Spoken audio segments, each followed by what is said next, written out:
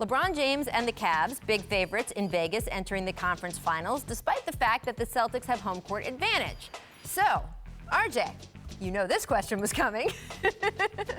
As someone who, I don't know, spent last week in Cleveland and spent other years of your life in that locker room, how much pressure is on LeBron and the Cavs? Because it's sort of a weird thing. They've always been expected, as long as LeBron's been on that team, to make it to the finals, but now it's almost... Well, I think the Philly and Boston have those young players, right? Those young kind of upstart. You don't know everything that they're doing. You have Tatum, who's average, scoring 20 points in 7 straight games. This team is better than expected, even without Kyrie, even without Gordon Hayward. They're better than you think.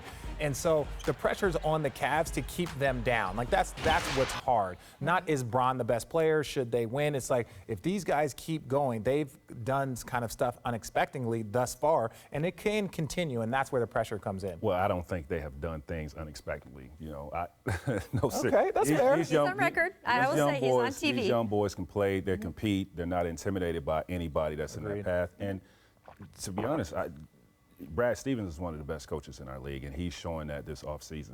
The pressure is on these guys. No Kawhi, no Gordon Hayward, and you playing a bunch of guys. No Kyrie. No Kawhi would be a whole other story. Yeah, man, gosh.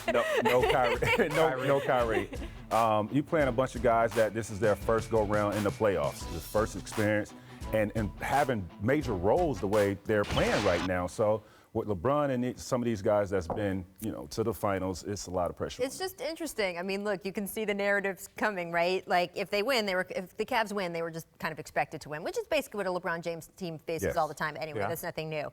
If they had lost to, say, the Sixers, let's just pretend an alternate universe, the Sixers had advanced, our whole conversation would have been like, see, the torch is being passed in the East, and Joel Embiid and Ben Simmons and LeBron, whatever. That's not going to be the narrative with the Celtics, even though maybe it should be. The Celtics certainly could be the rising, most, biggest power team in the East, but that won't be the narrative. The narrative will be, how did this team of scrappy underdogs without Kyrie and Gordon knock off LeBron James? So it's just an interesting thing as we watch it develop.